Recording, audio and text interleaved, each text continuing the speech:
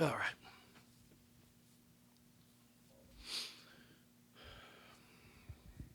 right. Coach, this was a Boston College team that gave you basically all you wanted for 3 quarters. 2 points behind you, they fought you the whole way. What was it in the fourth quarter that allowed you all to kind of pull away and eventually win this thing? Well, we came up with some stops. Uh, I was really proud of how we executed there. Coming out of a timeout, we ran a little trap, and the kids did a great job. We forced a turnover. Koss makes a great pass to CC in the corner, hits a three, which takes a 2 point game to five. And then we ran a little 1-3 and a chaser, and we haven't practiced it all year or done it, and got a stop. We tried to limit 20's touches. She's really, really impressive. As a freshman, her composure is fantastic. So we were trying to do what we could to get the ball out of her hands, and I thought we did a pretty good job there in the last 4 minutes of that. But overall, just an ugly game by both teams, considering the turnovers. And then that's the other thing. I mean, we only committed 2 turnovers in the fourth quarter. I mean, I think we had 21 on the game, and we had 2 in the fourth. And so many of them are self-inflicted. We're going to show all 21 tomorrow, because if we don't fix this, it's going to bite us in the ass, and it's going to cause us to lose some games, and it's going to be nothing more than self-inflicted wounds. And unfortunately, if I'm going to lose, I'd rather lose just because we miss shots instead of throwing the ball to the other team 21 times. We shot 50% from the field again. I think we've done that 5 of our last 7 games.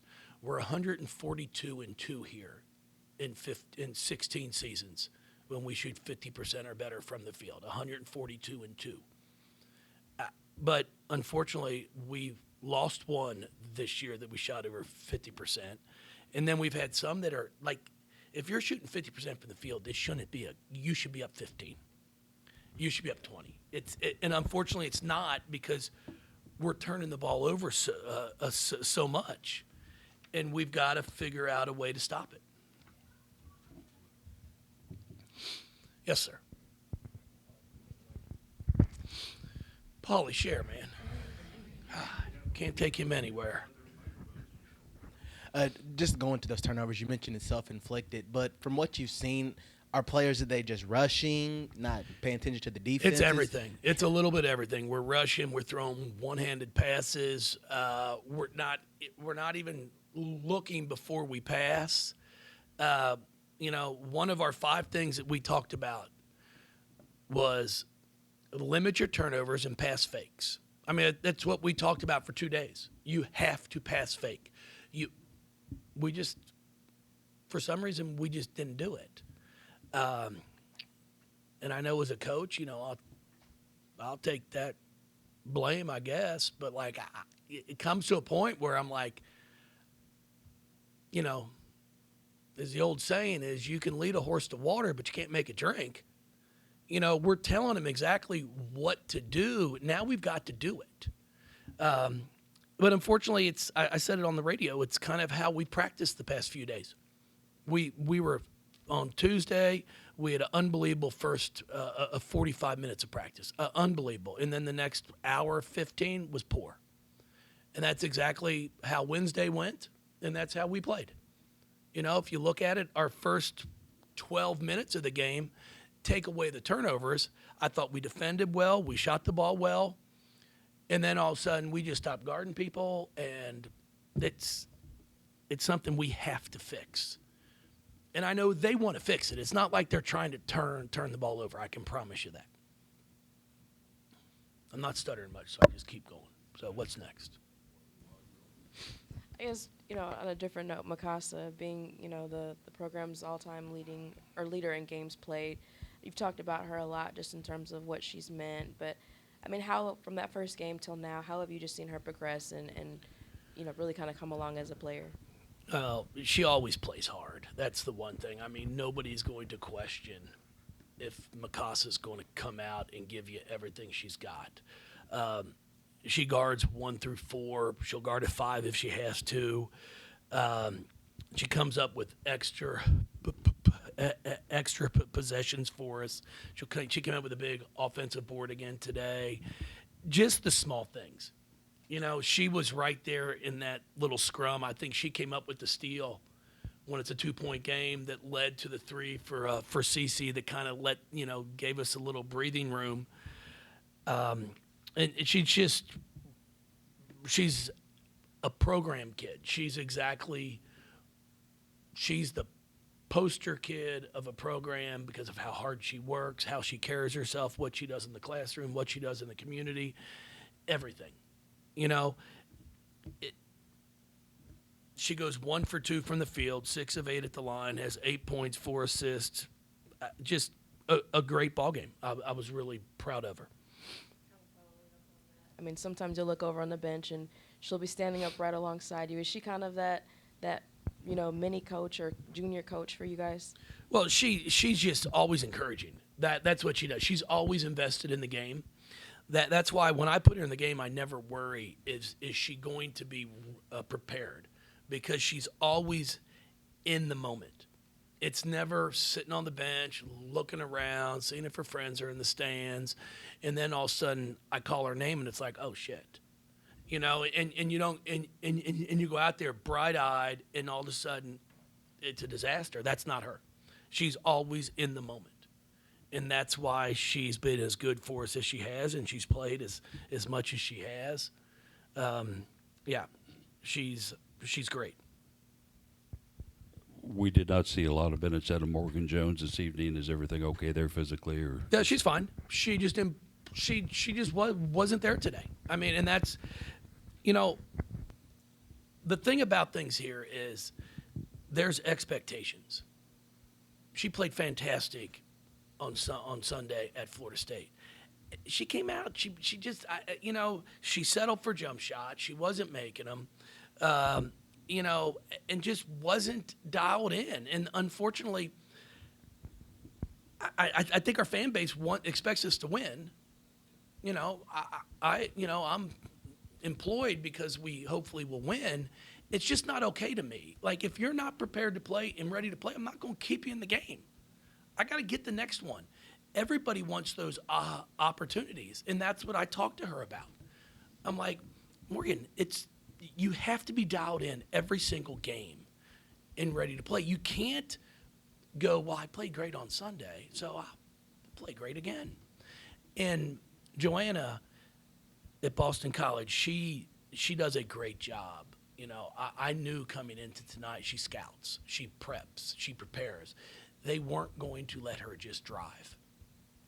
So they forced her into shooting outside shots, and then she settled for them. I'm trying to get Morgan to realize that, you can drive to score, but you can also drive to pass. And that's learning to read a defense and learn where people are on the floor. And she's working on it. Like, that's the one thing I love about the kid. She'll be in the gym tomorrow. She's not going to feel sorry for herself, because if we want to win at the level that I think this team can win, she's got to perform at a high level. The same thing with Cece. She shot the ball well tonight, but she has 4 turnovers, and 2 of them or 3 of them were just brain dead. Just threw the ball to the other team, and then she'll walk. I'm like, no. And that's trying to teach them how things are done here at Louisville. The expectations that not only we have as a coaching staff, as a team, but our fan base has. I say it all the time.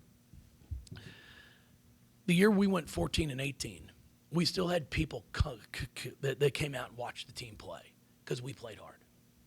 You play hard, Louisville fans will come out and watch you play. I'm just telling you that right now. You lay it on the floor every single night, and you play hard, they're going to come out and support you. If you don't, they won't. And that's what I'm making sure our kids continue to do, and that's play hard. Because we are very, very fortunate. We had a crowd of 7,500 tonight, which we average more than what some schools have sellouts of. You know, I don't care. Well, that's all our arena fits. If we had a 7,000 seat arena, it'd be sold out every night. You know, and that's what's amazing. Our fans continue to come out. It's because they like watching the product. They like watching how hard these young ladies compete and play. And that's what we have to continue to do if we want people to continue to come out. And you did get a really good effort out of Norika tonight, too, in the 11 minutes since she was in there. She came in and was a great facilitator for you all, although not scoring. Yeah. No, Reek did some good things again for us, and she's continuing to do good things, and I'm really excited for her. What do you got, Eric? It's easy, I guess easy, but it seems like it. Haley has 24 tonight. She's had 23 straight games. She plays 40 minutes every night. You're going to have some turnovers, and I'm sure that, but just what she's doing from a point production and otherwise standpoint this season. Yeah. No, I mean, you know, I look at her and I'm like, you know, if I really feel she's tired or exhausted, and I talk to her at timeouts, and plus there are breaks in a game. This is what I think people get too caught up on. Oh, she plays 40 minutes. You got to get her out. Well, we had one break where they went to the monitor for about 3 minutes. So, like, that's a 3-minute break. That's better than a timeout. That's better than subbing her out. And then we get a 2.5-minute timeout once a quarter, and then in the fourth quarter you get 2 of them. So it's like there's plenty of rest that comes during the game, and she's such a great conditioned athlete that, you know, I've asked her, hey, do you need a break? No. And I don't think she looks tired in the fourth quarter. I don't see any change in how she competes from first quarter to fourth quarter. So, you know, we do a really good job of managing her practice load. So, you know, we're not killing her tomorrow in practice or killing her on Saturday, so she's ready to play on Sunday. And with all the technology that we have, our catapult the kids wear, she recovers so quickly. You know, she'll go hard, she'll play 40 minutes, and then she recovers quick. Where some players, the load is so much, it takes 2 or 3 days so they can recover. Well, that's not her case. So I've been really proud of her. I thought she hit some big threes tonight. She goes 2 of 4 at the three-point line. I was excited for that.